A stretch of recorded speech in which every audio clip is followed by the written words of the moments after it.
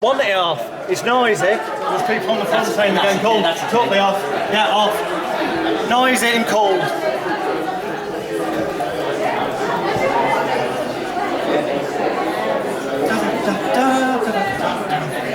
Yes.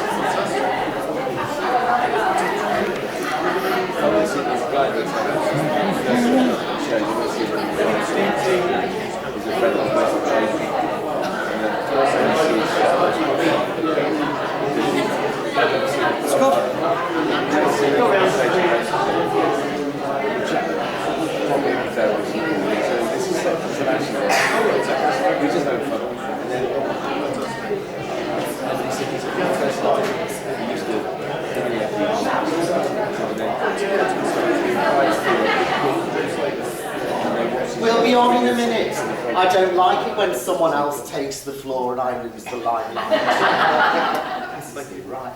But of course, you know, we've heard of ego, but God, you're going to meet one today. Hell yes. Won't be long now. You make sure you get my right side if you're taking photos. It's a lovely audience. Some quite hot men in it. Yes. Yeah. Yes. We'll be starting any minute. But he said to me, "You're not starting until 10:30, so I better do some time." I said, "You're right." But what's the worry? Don't get offensive on me, I'm only joking. People have travelled miles. Thank you so much for coming. And I'm ever so pleased we've had such a good turnout because my catalogue bill is through the roof. And I said to Andrew, my business partner, I said, "Thank God I'll be able to pay him off this month." So thanks so much. Now, who wants a glass of wine at lunchtime because we can afford it?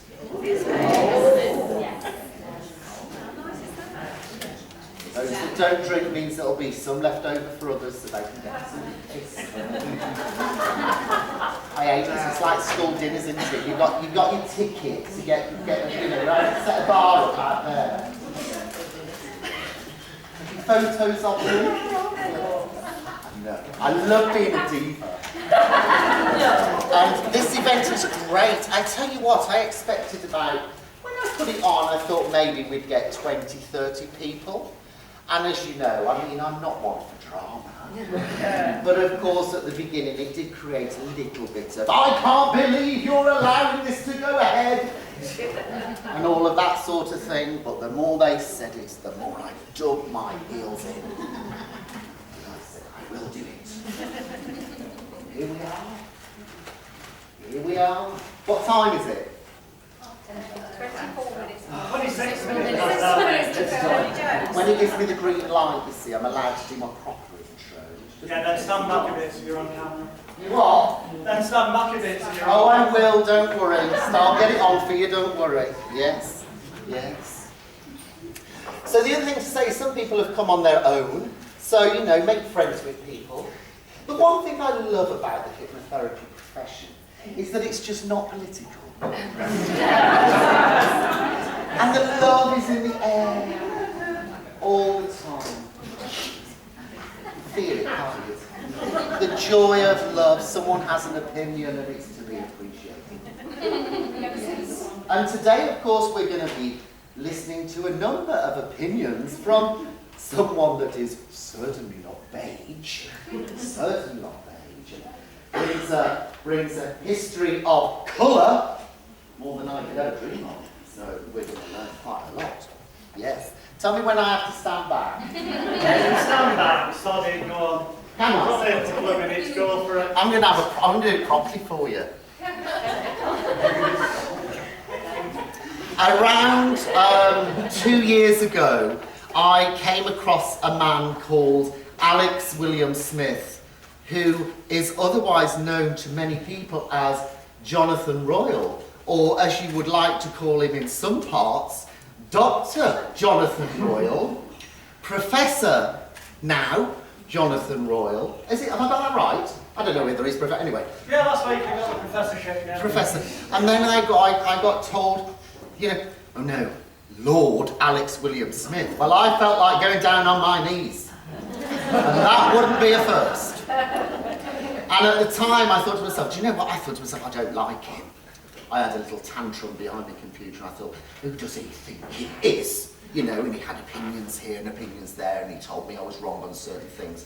And of course I got all defensive and then whatever. And then my friend, my dear friend, not my lover, Wayne Durana, there he is, look, at the back. Can you see him? Pretty random Wayne. There he is. He said to me, do you know you should come on one of Alex's courses? And Alex very kindly invited me to come on one of the days of his courses. And on the way down to London, we were driving down and I hated him. I thought, who the hell does this man think he is? And I'd read so much about him, you know, on the internet. And I thought to myself, I'm not going to like him. I'm not going to like him. I'm not going to like him. And I walked into the room, arms folded. In fact, we sat at the front, didn't we, Wayne? Yes, we did. And I have to say, I thought to myself, he's actually talking a lot of sense here, you know. And actually, as the day went on, in fact within an hour, my opinion had changed emotionally about this man. And as the day went on, I realised actually what a generous, sensitive, kind, knowledgeable, deeply man he was. And I always remember at this event saying to him, I think more people need to hear your message, but I think I need to put the message out there for you to help you get people to listen to that message. And I was determined to do it. And that's why the Royal event is here today.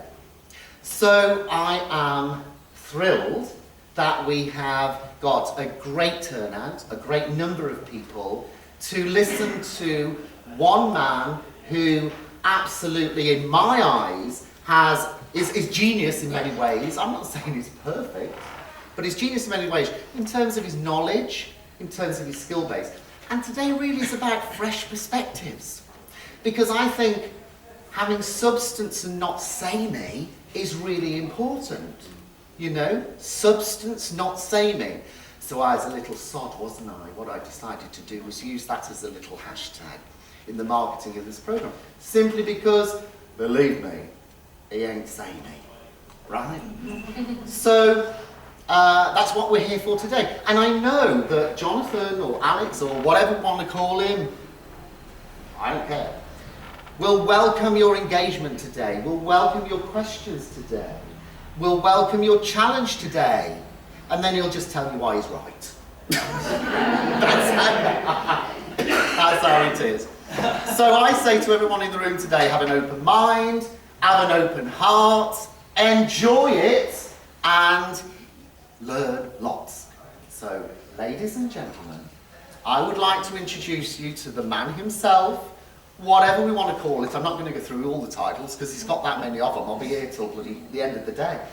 So, ladies and gentlemen, please welcome to the floor and put your hands together for Alex William Smith, aka Jonathan Roy.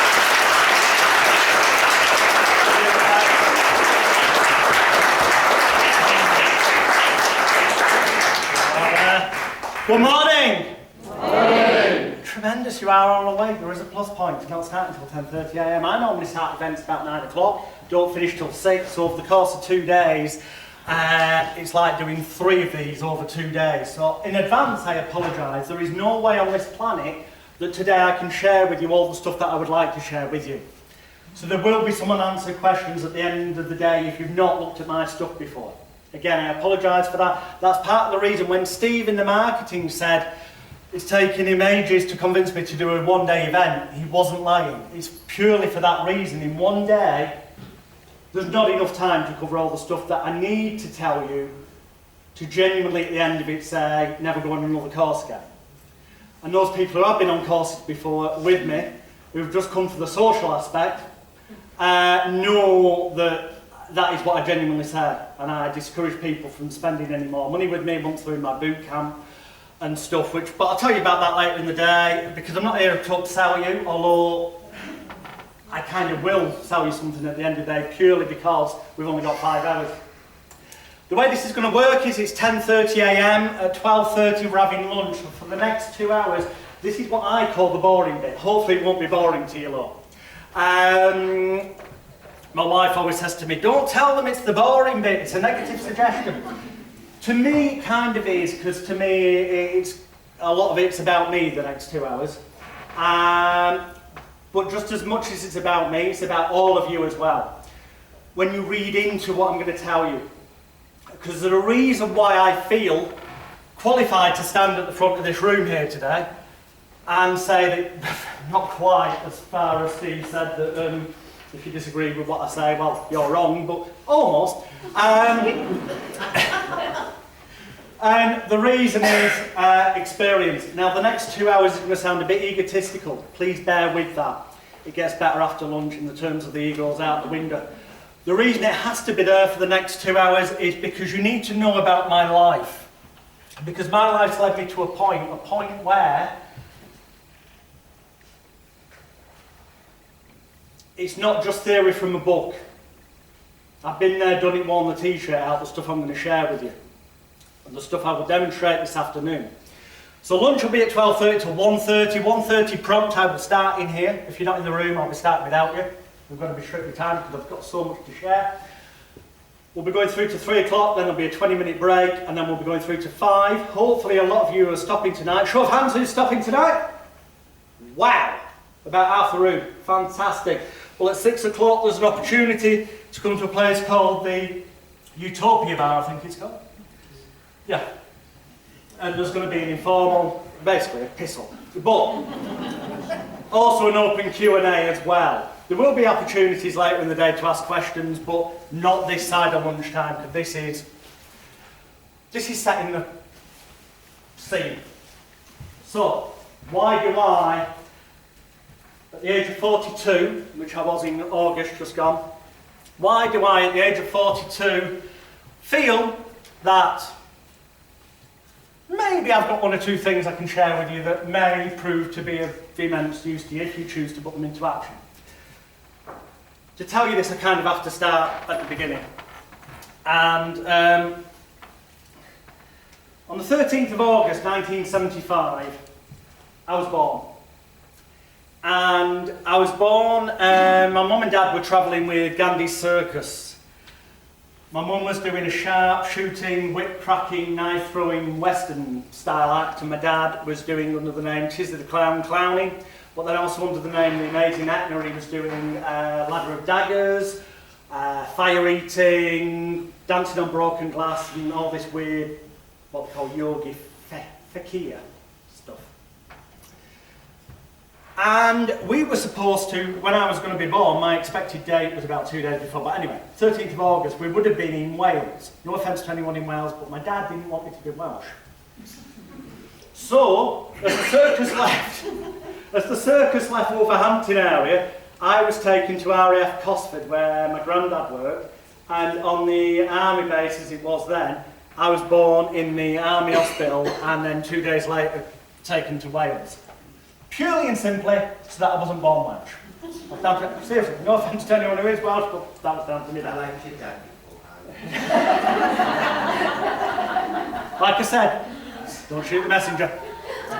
And I grew up on the circus, which entailed, well, obviously at an early age you don't go to school anyway, but there was a period in my life where I didn't go to school. I went to school about the age of 6.5-ish in a more conventional sense, because my mum demanded that my dad either A, she was going to leave him, or that we got a house rather than living in a trailer caravan, and that he could remain with the circus, but I would only go back with the circus during holidays and stuff because she wanted me to have an education and all that.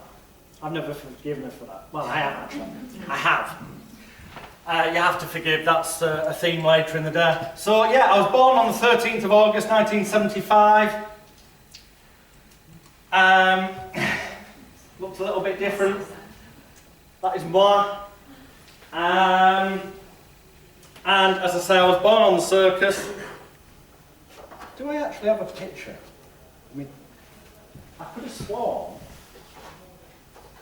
No, we haven't got the racist picture. I thought there was a picture of my dad.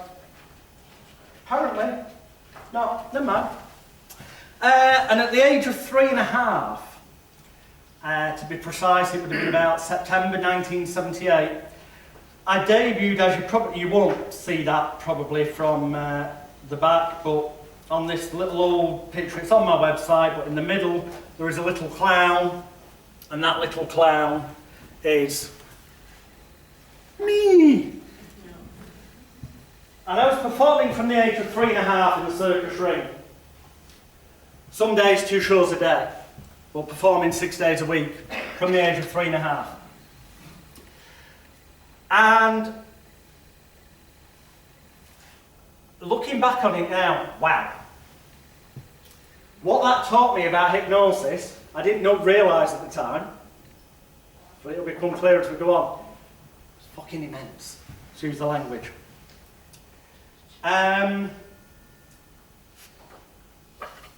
We used to stop at different schools and stuff, because obviously you travel around with the circus, that's why.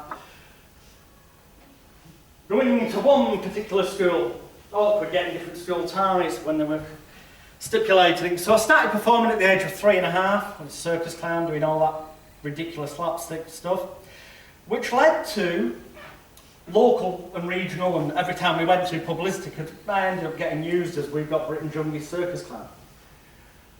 So it helped publicity for the show. And this led, that happened regionally, and then when I just about turned 6, it was much bigger than that, it was about half a page, but the Daily Mirror newspaper ran an article, Alex the Circus 6 hit. Oh, what a wonderful headline. That's the media for you. And that is when the fun began. Because that was about the same time that my mum had decided I should go to a normal school. And the normal school that I was at, the kids were fine, they loved the fact I was in the paper. The Daily Mirror came to the school, they took photographs at the school, and other papers covered it as well. But the teachers, when they effectively, and it wasn't me going around bragging because I had no comprehension of it really at the time, but when they twigged I was earning more money each weekend than they were in a month, well, call it jealousy, call it what you will, they became vindictive fucking bastards and bitches. And I got bullied by the teachers to the point that I basically constantly demanded that I don't want to be at this school. And we ended up moving to a different town and I went to a different school. Great. Teachers were brilliant. Unfortunately then, I ended up on television at the age of 8, again, as Flap the Clown. And that's when I found out that old saying, sticks and stones will break your bones, but names will never hurt you, is the biggest pile of bullshit that anyone has ever written or said. Break your leg, it heals. Stuff goes in here. It's always there. It's how you choose to deal with it or not that makes the difference. And I didn't deal with it particularly well. And a sick mind Freud, better known to some of you as Sigmund Freud, once said, the majority of therapists are merely people who are searching for answers to their own problems. Well, I started rebelling because I put down this bullying at school as being all my dad's fault because the performing and stuff when I was young, and I didn't really have any choice in that. So I blamed my dad. And there was conflict, but by this bloody point, I'd got Pavlov, Emil Kuh, both of them would say, the classical conditioning. I'd got conditioned to the sound of applause and also an audience laughing, which was appropriate, because if you don't get laughs as a circus clown, you're doing something wrong, really. You know, there's a time and a place for everything, but for that, the laughter was quite important. So I got used to the laughter, because that meant we was doing something right, applause. And you could argue, from a psychological viewpoint, got conditioned to that. Whereas in school and so-called normality, I was bullied. I was the odd one out. The only real time that I felt loved wanted, needed, appreciated, cared for, cherished, valued, had a sense of self-worth. So when an audience clapped, or they laughed. But by the same token, that was a double-edged sword, because also I hated the fact that my dad had got me into that and that was the cause of the bullying and stuff. So I rebelled. And I rebelled by not wanting to be a circus clown anymore. I thought if I get the circus clown nose off, that'll be fine, then they'll stop bullying me. That was the ironic thought I had. I didn't, at the time I didn't compute it was about the fact it was in the newspapers and on TV and all that kind of stuff. I thought it was because I was with the red nose on. And I got into magic because when I was, I started getting interested in magic when I was about 4 and a half. We worked on the Golden Mile in Blackpool. And back then Blackpool was the Las Vegas of the North, not the shithole it is now for stag and hen nights. There was actually, you know, it was the entertainment capital of England at the time. And we're on the Golden Mile at a thing called the Paul Daniels Magic Museum. And basically Paul was just making it massive on telly at the time in 1979, 1980. And this Jewish guy, I'm not quite sure why I need to point out, but he was Jewish. He could, excuse the gag, because it's not funny, but he could smell that there was money in Paul Daniels' name. So he hired this venue and he said, Paul, I'll hire some props off you you've used on TV. You put video screens in there, a bit like Ripley's Believe It or Not, where you get to see. And they called it the Paul Daniels Magic Museum, and me and my dad were on the front, on Blackpool front, doing a net guillotine illusion to get a crowd and then convince them to pay money and go in. And Paul Daniels Jr., Paul's drug-taking, career criminal son, was appointed to us to work on the front, so we could say that Paul Daniels was there. No, he wasn't, it was his son, but he was called Paul Daniels. But he was very rarely there, he was normally in the arcade, gambling. That's semi-irrelevant, but the thing is, that Paul Daniels had come down now and again, or his mum, and inside they were also selling magic tricks. So money I was earning, I was buying these magic tricks and I was learning them. And I was fortunate enough, Paul Daniels showed me other ways of using them and stuff, and I really got into the magic side of stuff. So when I was about 8, I thought, this is it. I'll put a magic act together, refuse to do the clowning, and I'll start doing magic shows. Because I'll still get the applause, and if I'm telling gags, hopefully, I'll get the laughter at the right times, but I won't have the red nose, the bullying will stop. Unfortunately, he didn't. I just found that the older kids got, the more creative they got with their bullying. But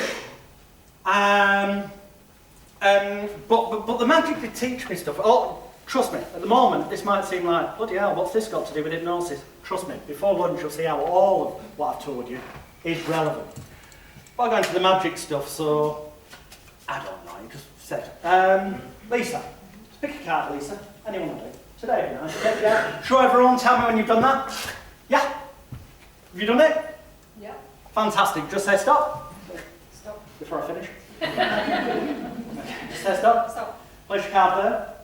Right next to the King of Clubs. That would make it too easy. So we'll place your card in that half. Give the cards a little shuffle. And I'm going to try and turn your card face up about the middle of the deck, behind my back with one hand. Obviously, I need to know what your card was. What was it? You can tell me now, because it's behind my back. Okay. 10 of diamonds. 10 of diamonds, okay. So I think I'm going to go with that card, and we'll put it roughly about the middle. Remember, if your card is face up in the middle of the deck, you go mad with applause, like it's the best thing you've ever seen, so they wonder what's going on downstairs. Obviously, if I get it wrong, then it's a load of bollocks. It's early. So let's have a look. We spread through the cards. There's one. There's one card face up. Not only did I find your card, Lisa, I turned it into an entirely different one.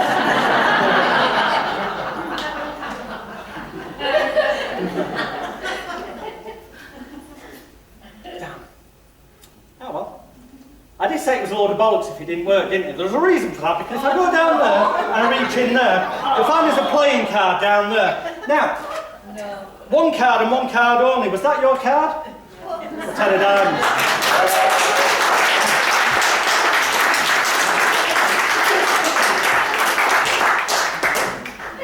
And again, you might think, what the hell has that got to do with hypnosis? A hell of a lot, as I will explain as the day goes on. So I got into the magic side of things, but an act together refused to do the clowning. Thought that I'd solved the bullying. He didn't, he just got worse. And I was going to the library with my mum, and I'd read all the magic books in the kids' library, which were crap. And I found the magic books in the adult library, and she was renting them out for me, because you couldn't take stuff out at that time from the adult library on the kids' library card. So I go, I want them ones, and she'd get them for me. And in the library, it's still like this, certainly in Manchester. I don't know if it is if it's the same throughout England. But where the sports and pastimes, they filed magic under, the sports and pastimes section with the magic and juggling and all that kind of stuff, right next to it was psychology.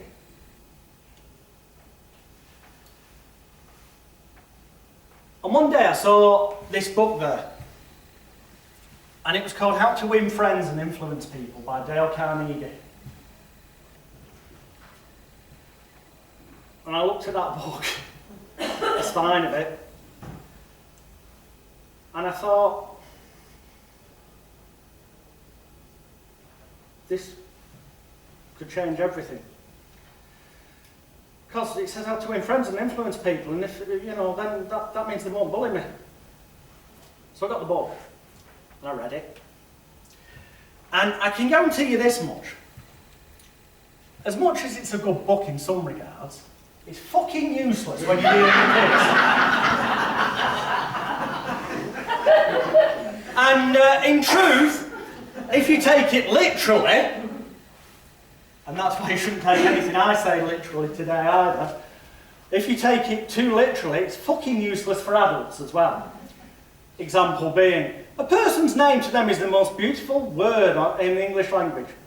It is when used correctly. But there's nothing more annoying than that cunt, excuse the language, in the pub who you've never met before, who comes in, who thinks he's your best friend, finds out your name, and every other bloody sentence calls you by your name like he's known you for years. There's nothing like that to make you want to smack somebody in the gob. Which I'm pretty certain isn't what Dale Carnegie was intending. So there's a lesson to be learned there. Don't take everything too literally. You have to put things in context. In certain contexts, things are relevant. In others, they may not be. So the quest started. And I started reading psychology, self-help books, self-hypnosis books. By the time I was about 12, approaching 13 probably, after years of pretty much physically getting hit practically every day by somebody in the school, I read this technique, Emile Coué, law of reversed effort, which essentially said that, for example, you may have seen hypnotists who lock people's hands together and they go, try to separate your hands. The more you try, the more they're locked, glued, well, cement together. And the idea of the word try implies that you won't be able to do it. It's a suggestion. Yoda sums it up perfectly in the Star Wars films. Do or do not, there is no try. I can't do impressions by that.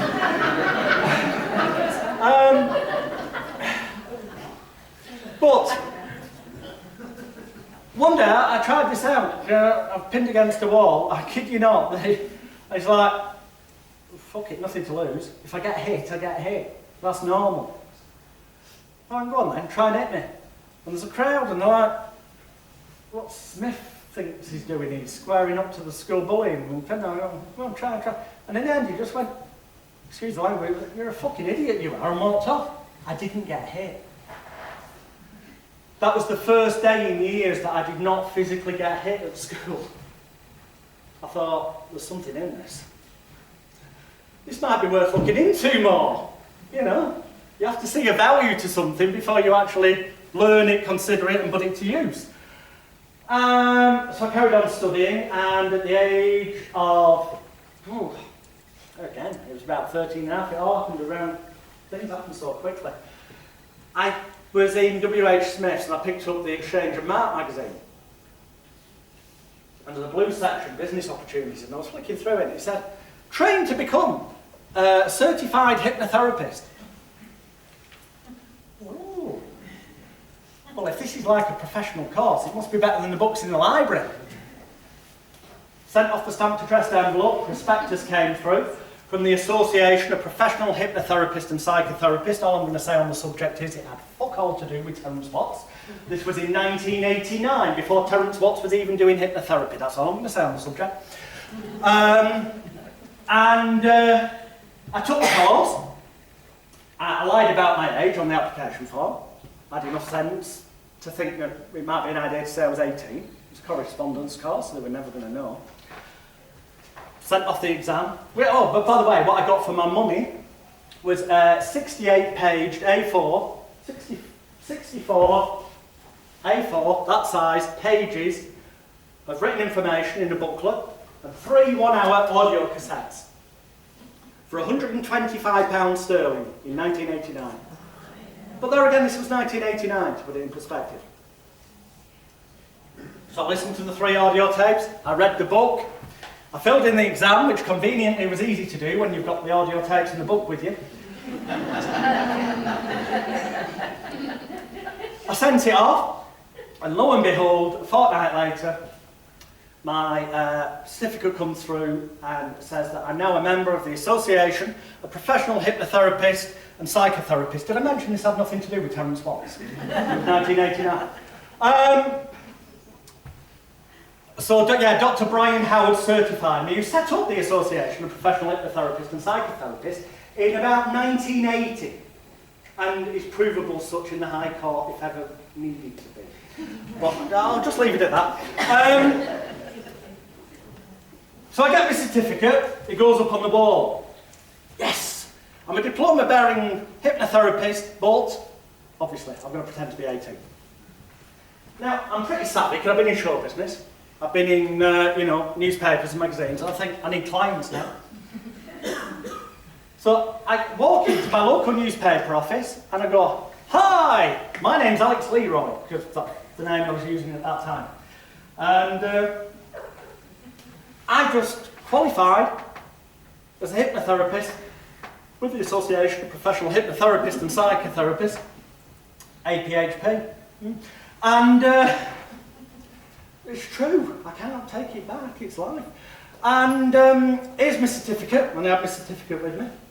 I haven't actually got a copy of that one with me. I went in and said, "Do you want to take a photograph and put something in the paper? Because I'll offer the first sort of 3 or 4 dozen readers that ring me a free session." And they went, "Yeah," because there was something in it for them, something in it for the readers. Plus it was a local interest story because I lived in the area. And they thought I was 18. Well, that's what I said. They didn't have any proof. I'll be honest with you. I'll be honest with you. It just goes to show the media don't really give a fuck as long as they've got a story. Because if I looked 18, I'll Placebo. Because that's what I look like in 1989. A strange cross between Rodney from Only Fools and Horses and Steve Davis, the snooker player, according to me. Graham. But nonetheless, I didn't go in dressed like that, but that's what I looked like makeup was. And they took the photo, put it in the paper, and it said free therapy contact. The paper came out, the phone was off the bloody hook. People wanted something for free. Now, not a single one of them got a free session. Because when they rang up, I went, "Oh yeah, that's brilliant. So what is it you want to solve?" It didn't matter what they said, it didn't matter if they said stop, it didn't matter what their issue was. I'd ask them the question, listen, get the information from them, and then I go, "Well, that's brilliant, because that's one of the areas I specialise in."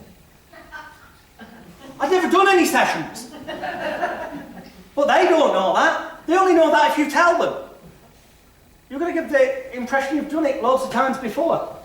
So I said, "That's brilliant, that's one of the areas I specialise in." Now the way it works is this, you do get a free session, but it takes 3 sessions to know that this is fully going to work for you, and your 3rd session is free.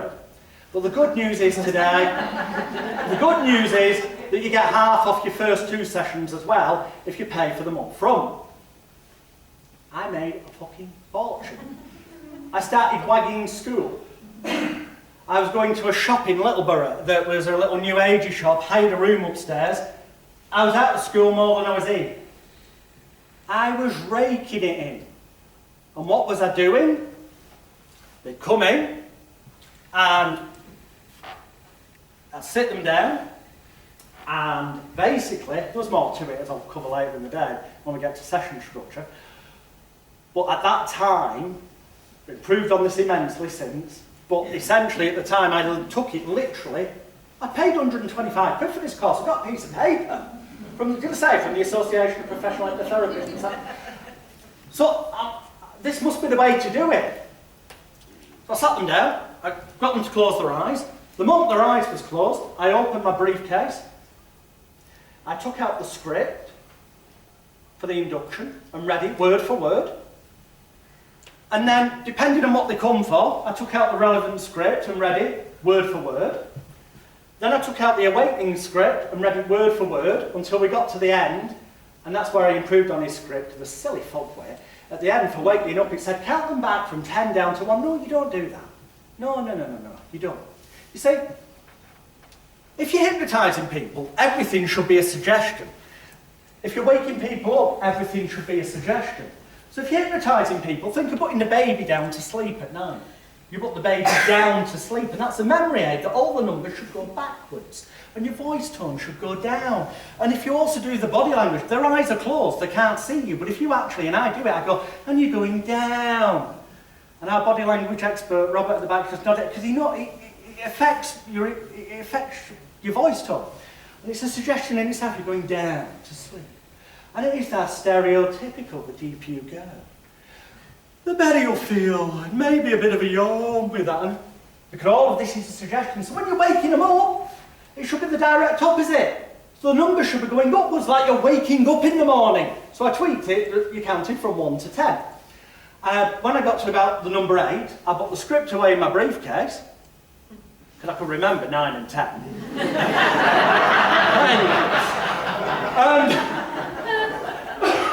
And also it meant when they opened their eyes, there was nothing there. So as far as they were concerned, this came out of my head fluent. I must have done this a million times before in their perception, in their belief, which is the key to everything. And these people's lives were changed. Changed? Freudian slip there, although actually relevant to where we're going with this. Were, as far as they were concerned, changed. To the point that I ended up on BBC Radio within a few weeks of that article. They sent me someone who was a 60-a-day smoker. They challenged me and went, we're going to follow this and see if she stops. Daft me, doesn't know any better, right? I've got the bit of paper on the wall. This is going to work. I had no fear. I had no element of doubt. You do that, and that happens. That's what I believed. So that's what I transmitted. It was only in later years I developed doubt that I had to then get over again, which hopefully, if nothing else, by the end of today, any doubts you do have, and I'm sure you all do on some level, will hopefully have been kicked out the door. But I developed those in later years. At that time, I had no doubts. I didn't know any different. I'd only done one course, so there was no conflicting information. We didn't have social media. There was no internet at the time. There was no one telling me this was wrong. It was going to work, so I said, yeah, I'll come on the radio. Same thing. Close their eyes. I knew it was radio, so therefore, although they were recording the session and they could only put out certain bits, because you're not allowed to broadcast the hypnotic induction in England fully on the radio, but I knew that nobody could see that I was reading the script, so it didn't matter. A couple of weeks, they broadcast that, and a couple of weeks later they contacted the woman on air and did a thing, and she still hadn't smoked. And then a few weeks later they contacted her and said, have you smoked at all? And I was listening, and she went, oh, I've had half. And I thought, fuck. So I immediately got on the phone, and as I'm ringing in, listening, I then hear her say, well, that's literally in the past 5 minutes, because I was nervous about coming on the radio. Got myself on air, and I went, I didn't say you fucking idiot, but that's what I felt like saying. I said, it's all right, you know, this happens sometimes. It's just a sign and a signal that actually you're in control. You don't normally go on the radio, it's a bit strange. But in every other area of your life, normality as it will be after this radio interview, have you been fine? Yes, she says. So what I now know is affectionately called future pacing, or arguably an embedded command. I said, well, so it will continue to be for you in all those areas of your life. And if you know what, if you do need to go on the radio at any time in the future in your life, you'll also find you don't feel it. And they contacted her about 6 months later and she hadn't touched one. So this further proved to me that that's all you do and it works. So I believed at the time. Obviously, it isn't quite that simple. Oh, it should be. But by the time I was 15 and I'd done hundreds of therapy clients, and as egotistical as it may sound, they hated me, the hypnotherapist in the area, even then, before social media. Because I was the one getting in the newspapers, on the radio, on the local TV. And some of them twigged that I wasn't 18, and they tried putting the knife in and all this, that, the other. Let's not dwell on that, but success comes with downsides as well. But I was craving, the thing at the end of a therapy session is they might hug you or they might send you a testimonial weeks later, but they don't tend to stand up and go,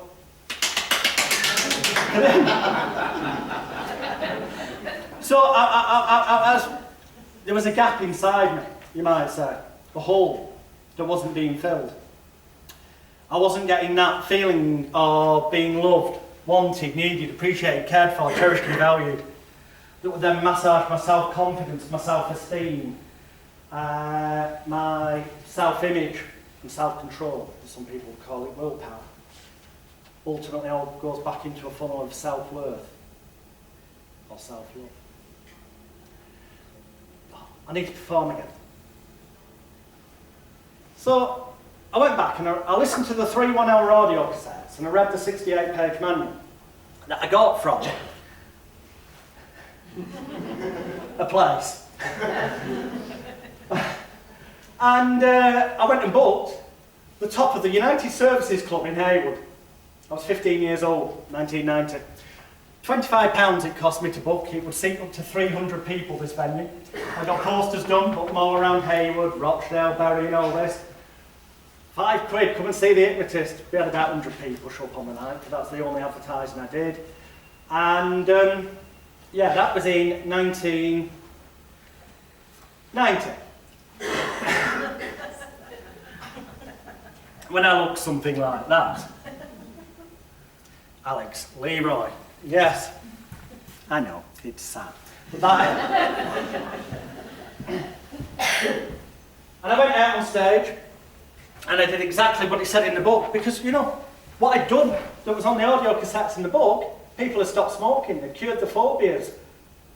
So if I do what it says for stage hypnosis, it's going to work! Logic. I did it. I got some volunteers to the front, and absolutely fuck all happened. Except I felt about this big, and everyone had to be refunded. And I was back home within half an hour of the time of the show. Having started, it was supposed to be a 2-hour event. And I thought, oh dear.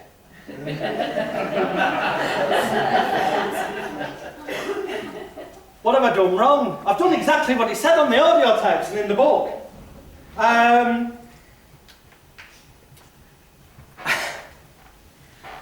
So it was around that time that my dad, in his infinite wisdom, not that I should have any reason to be naffed off with him, decides to tell me that he happens to know a stage hypnotist. A stage hypnotist whose family are involved in the circus, and in circus tradition, you teach each other your acts willingly so that if someone's injured, someone can cover that act in the show till they're recovered. So the show must go on, that's where the saying comes from. And therefore, because of this, he was pretty confident he could get this, at the time, probably about 60 years of age, stage hypnotist who travelled the world to have a look at the video and tell me what I'd done wrong. So I went down to Loughborough, I went to visit Delavar, whose family name was Delarue, D-E-L-A-R-O-U-E, which if you look through media archives, you'll find his family were one of the first people to do operations without conventional anaesthetic, as reported in the Times newspaper like bloody years ago. And said, look, here's the video. What did I do wrong? And he sat there, and he looked at it, and he said, you didn't do anything wrong. Which made no bloody sense to me. Obviously I did something wrong, because it didn't work. Now, he did give me a couple of nuggets of information. He said it'd help if you look older and more experienced. So, why don't you grow a beard and a moustache? No, seriously, he did. I said there's a few issues with that. I'm 15. I've not even started shaving yet. And he said, get a fake one. It's not a joke. I mean, and he said, what'll also make you look older is some heavy-rimmed black spectacles. It'll fixate their eyes on your eyes. I kid you not. I ended up buying the rights to all of ours, the Hypnotist Bible. The books are inside my Elite Hypnosis Bootcamp. Highly entertaining if you wish to take a look at that at some point. Yeah, so entertaining. It was an era, there was one time when hypnotherapists dealt with things like masturbation. And in his book, his section on masturbation starts off, toss off, wank off. This is Palmer and a 5 digits. Ham shandy, self-love. Call it what you will. It's not a problem. But there's lots of hypnotherapists who were ripping people off by trick, and that's literally his section on it. Other books of the era, when this was written, are going to. This is the script to use to stop people. No, he did it in a paragraph. Fuck it, let him carry on wanking. So, this is, it's kind of, this is all relevant. Trust me, it makes more sense as the day goes on, but you need to know this stuff. So I said, but there must be something I've done wrong because they didn't bloody work. I'm supposed to say sleep, they're supposed to drop like a sack of shit, sack of spuds, and then I tell them they're Elvis Presley, and up they get and they go, and play an inflatable guitar or whatever rubbish it is you've told them. And that didn't happen, therefore I've done something wrong. And genuinely, and it's the last time I'm going to apologise for my language today, but bear in mind these weren't my words, genuinely said some audiences are cunts. And I went, you are? He said, if you meet a stage hypnotist that says that's never happened to them, they're a liar, or they've not done enough shows. He said, you were just unlucky, it happened on your first show. He said, go and do the same thing again. He said, sooner or later it'll work. He said,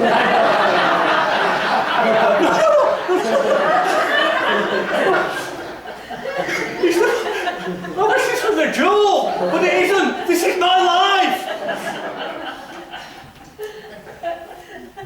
So I did. And thank God it worked the second time, because if it hadn't, I don't know what I'd have done. I'd have probably topped myself. But it worked. And I found, I can stand here and tell you truly, that the vast majority of stage hypnotists, the vast majority, I'd say at least 98% of them, would not admit to the fact that they have shows like that happen. If you don't have that, if you're doing, let's say, at least 2 shows a week, and that doesn't happen to you at least once every 2 months, you're bullshitting. You're not doing that many shows.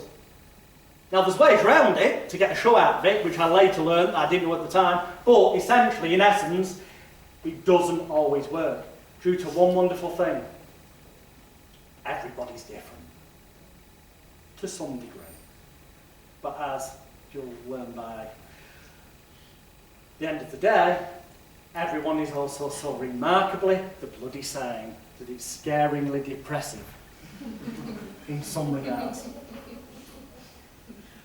So then, always the optimist, or always the idiot, I thought I need to stand out a bit more, so I went and invested in, rather than the rather camp look I had before, I went and got specially made, tailor-made suits, One half was pinstripe, one half was checked.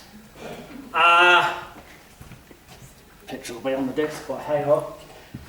Bright ones, so I'd stand out. Suppose that was the inner clown coming out.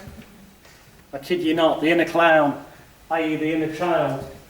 Because I got used to, there was an anchor there, as they call it in NLP. An anchor that clowning meant laughter, applause. It meant you felt loved, wanted, needed, appreciated, cared for, cherished and valued. Therefore it would build up your self-confidence, your self-esteem, your self-image, self-control, which leads to the funnel of self-worth, self-love.